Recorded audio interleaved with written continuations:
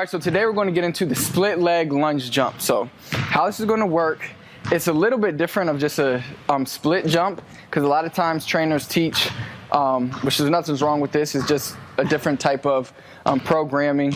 A lot of times when trainers do, or when players do the split jump, they keep it here. So this is like a split jump right here. What we're going to do is I want to do a split leg lunge jump. So we're going to be a little more wider. What this is going to do is it's going to make us get our hips more into it. So we're not going to be able to jump as high here, but we're going to have to transfer our movement. And this movement is a lot tougher to do. It's a lot tougher to stay stabilized. You need a strong core. You also need strong legs. This is a great movement to add into before you lift. So if you're going to do squats or deadlifts, this is like a plyometric that I would do maybe like 3x5 at the most, maybe like 2x3. It's not something you want to do like 100 jumps. You want something short reps, but explosive reps. And then I would get into my squat or my deadlift. So one more time, you're getting into a lunge. So really you should feel this stretch in your hip right here. And then I'm switching here. Take some time, land it, stabilize it, so you can regroup. Now a lot of players want to hurry and jump back up. No, regroup, and then use your arms to help you, and explode into the next one. The arms is the key, just like it is in jumping. Keep those arms tight. Explode your arms, just like you explode off the ground as well.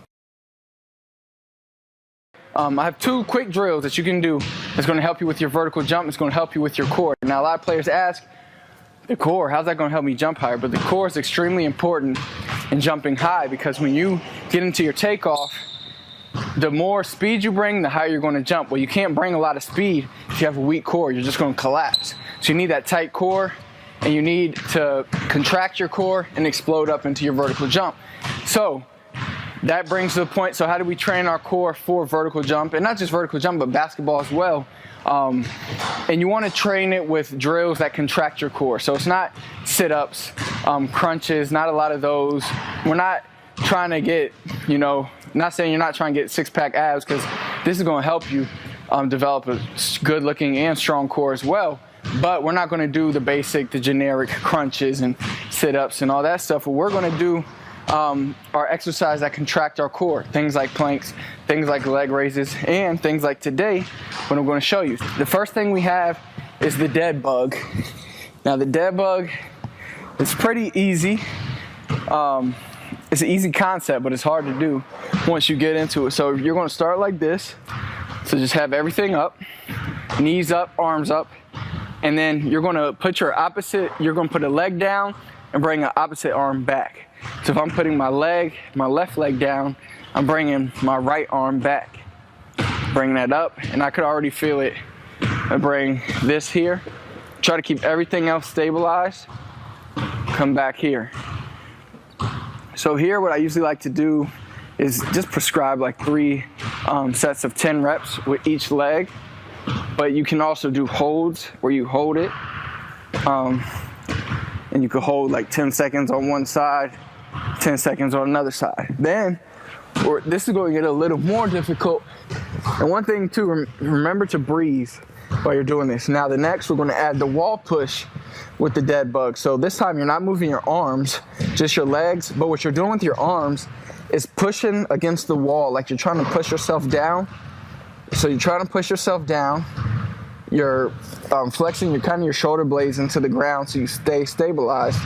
And then it's just one leg down, one up, one leg down, one up. So again, you can do 3 sets by 10 like that as well. Now, I've shown you for the core, like I said before, a lot of players forget that the core is your obliques and your lower back as well. It's not just your abs. You want a strong core, not just strong abs. So I've showed you the Superman where you're like this. Well, today we're going to do the alternate Superman, and the reason I'm doing it is because it's similar to the dead bug where you lift one up, one down. So it's working that same type of movement pattern. So this is why I train these on the same day that I do dead bugs. All right, so what you're going to do here is you're going to bring say if I bring my left leg up and my right arm up. So everything's opposite. But remember, I don't want to rest here on the floor. I want everything up, but when I bring my, say my right arm up and my left leg up even higher, and then I'm going to switch, but I'm still, look on my off hand and my off leg, I'm still keeping those off the ground because I'm still contracting on that entire core. So that's the alternate Superman, and that's also going to help your lower back, your core, and in the end it's going to help you jump higher. Today we're going to be talking about the depth jump and the drop jump. In the last vertical jump training video I talked about depth drops, and that's basically the foundation for these two movements. Now if you haven't seen the depth drop, definitely watch it because it's going to help you know how to do the basic depth jump at the beginning. But a depth drop, all you do is drop. With a depth jump, we're stepping down and we're immediately jumping up. So that's the depth jump. Now the difference between the depth jump and the drop jump, here let me show you before I jump on the box, just so you can see, is the depth jump, the actual depth jump, you're going down and then you're exploding up. So you see how low I went and then you're exploding up. You're really trying to just have a powerful movement. This is a very powerful movement. Now the drop jump is more of a quick bounce. You're trying to get off the ground as fast as possible and you're not recruiting as much power. So they're very similar. They can both be used in your programming the same way, kind of like the depth drops before your main lifts.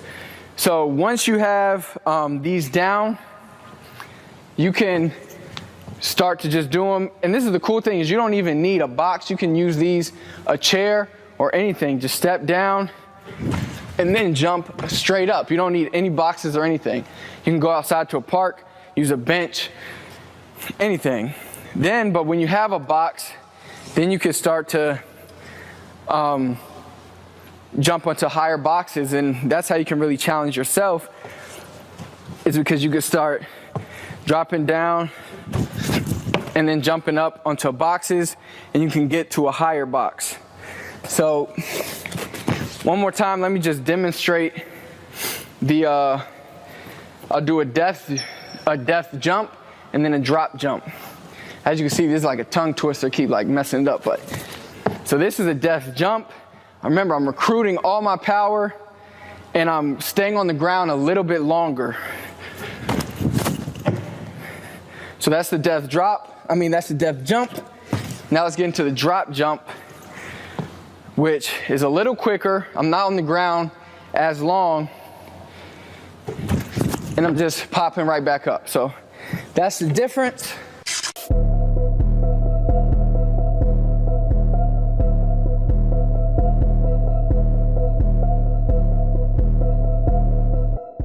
I hope you enjoyed this video, and look, if you want a free vertical jump workout and video instant inches series that's instantly going to help you jump higher, then the workout is going to